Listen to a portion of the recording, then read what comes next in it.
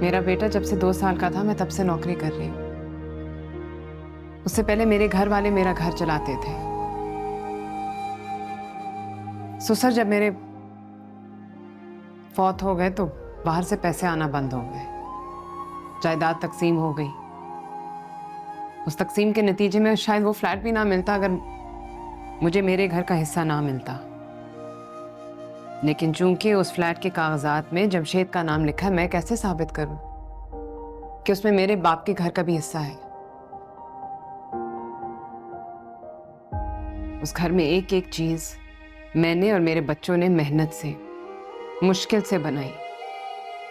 कमिटियां डालकर, tuition पढ़ाकर, side jobs करके। तुम्हें क्या पता, स्कॉलरशिप पे पढ़ते मेरे बच्चे। अपने जेवर बेच के मैंने अपने बच्चों को अच्छे इदारों में पढ़ाया।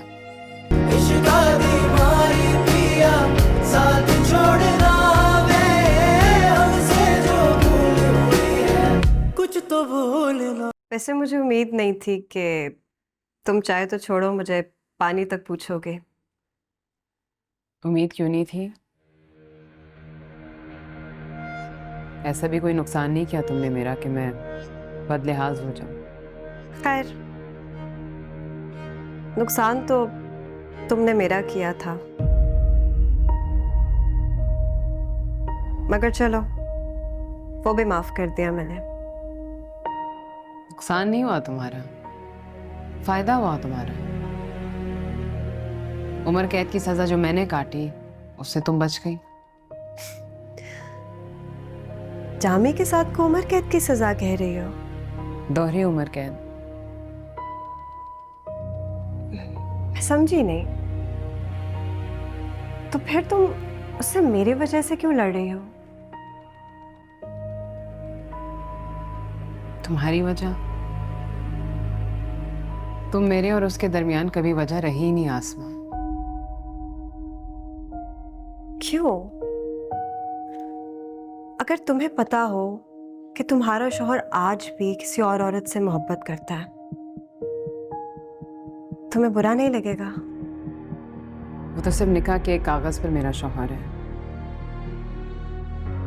बाकी ऐसा कुछ नहीं है जिसके ना पाने पे मैं मलाल करती। क्या बात कर रही हो ज़ेबा? जामी ने क्या कुछ नहीं किया तुम्हारे लिए? इतना नाशुक्रा होना अच्छा नहीं होता। मैं नाशुक्री हूं? क्या क्या है जमशेद ने हमारे लिए, मेरे लिए? बच्चों को अच्छे दारों में पढ़ाया, घर बना लिया।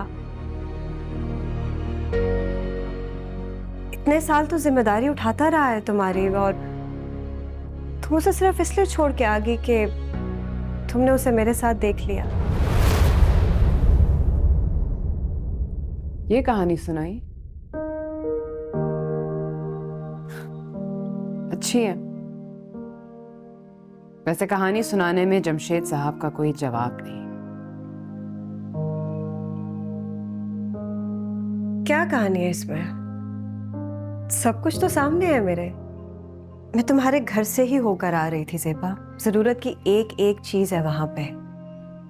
मुझे बताओ, अगर जामी नहीं कर रहा तो फिर कैसे चल रहा था तुम्हारे घर का खर्चा?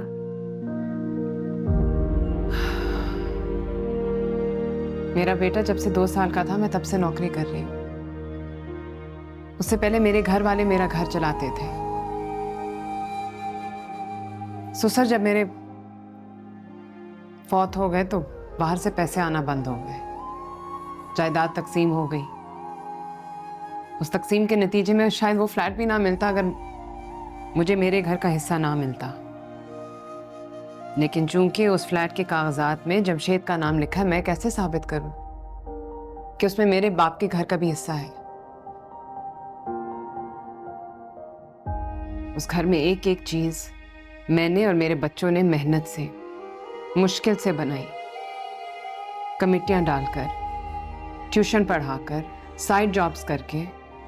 तुम्हें क्या पता, स्कॉलरशिप पे पढ़ते मेरे बच्चे। अपने जेवर बेच के मैंने अपने बच्चों को अच्छे इदारों में पढ़ाया। मेरी फैमिली ने सपोर्ट किया।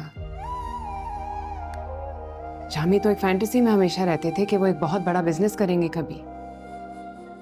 उस बहुत बड़े बिजनेस को बनाते बनाते उसकी प्लानिंग में मेरा नुकसान हुआ। हजारों सेविंग्स मेरे डुबोए उसने। तुम्हें क्या बताऊं, बात तो वहां तक भी पहुंच गई थी कि मेरे बच्चों की मेहनत की कमाए हुए पैसे भी चोरी करने लगा था।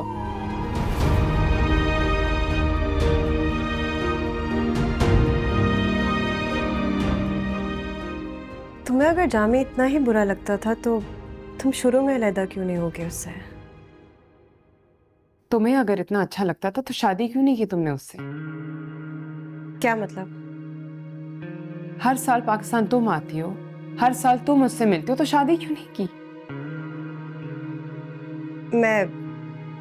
मैं हैप्पीली मैरिड हूँ।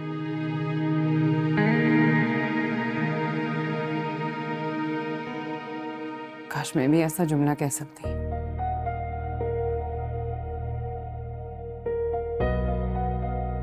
कमाल है वैसे, अपनी जवानी का अफेयर तुमने आज तक यहां छुपा कर रखा है। तुम्हें कोई शर्म महसूस नहीं होती कि तुम हर साल उसे आकर यहां मिलती हो? सेबा, देखो, हमारे बीच में कोई गलत ताल्लुक नहीं है। इट्स जस्ट दैट मैं जब भी पाकिस्तान आती हूँ मैं उससे मिलती हूँ। मिलने में क्या हर्ज है? क्या तुम्हें वाकई कोई हर्ज महसूस नहीं होता? शायद मेरी जगह होती तो तब हर्ज महसूस होता।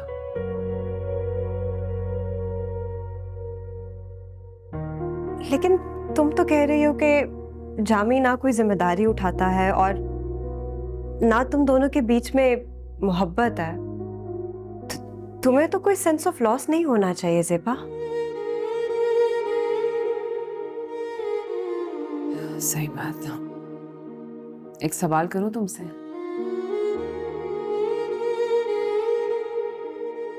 तुम्हें अपने शौहर से मोहब्बत कैसे हुई? तुम हैप्पीली मैरिड कैसे हो? तुम तो जामे पे जान छिड़कती थी। मेरे वालिद ने मेरे जबरदस्ती शादी कराई थी।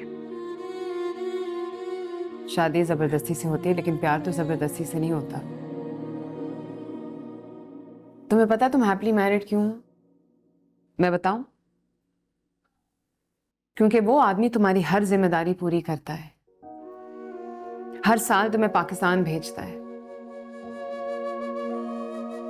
तुम्हें दुनिया की हर सहूलत दी हुई है, तुम्हारे बच्चों की सारी जरूरतें पूरी करता है, अच्छी अच्छी यूनिवर्सिटीज में तुम्हारे बच्चे पढ़ते हैं।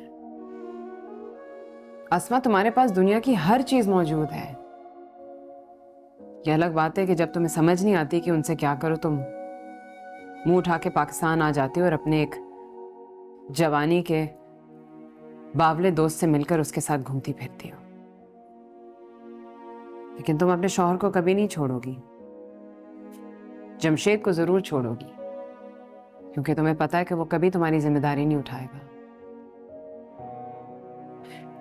तुम्हें पता है जमशेद तुम्हें जो कप चाय का भी पिलाता है ना, वो मेरे पैसों से करता है या मेरे बच्चों के चोरी किए हुए पैसों से। मेरी भी तो जबरदस्ती से शादी हुई। मुझे कहां जमशेद से शादी करनी थी,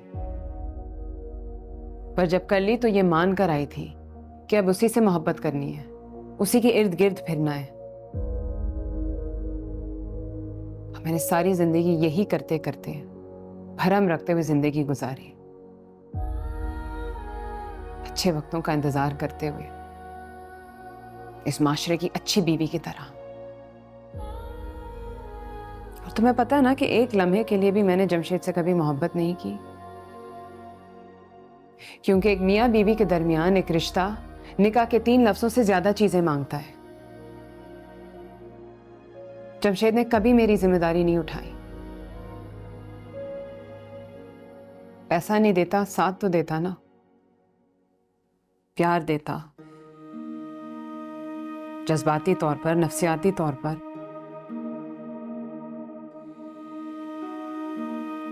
अरे मुझे तो छोड़ो, मेरे बच्चों तक को प्यार नहीं किया उसने। लाडला है ना अपने घर का, सबसे छोटा। असल में सारी बात यही है, प्यार सिर्फ लेने आता है, उसे देने नहीं आता। खैर पता नहीं मैं तुम्हें ये सब कुछ क्यों बता रही हूँ। मैं बस ये कहना चाहती हूँ कि अपने शौहर की इज्जत करो, उसको धोखा मत दो।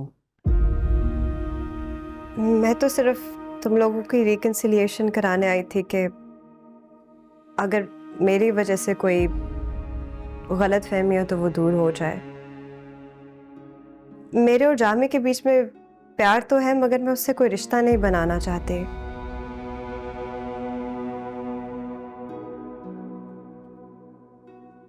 तुम लोग अगर उसको छोड़ के जाओगे तो वो बिल्कुल अकेला पड़ जाएगा। जमशेद कभी अकेले नहीं होंगे, हमारे साथ अकेले थे। बहुत कुछ होने वाला उनकी जिंदगी में।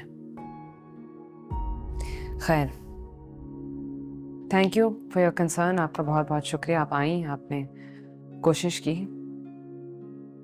बस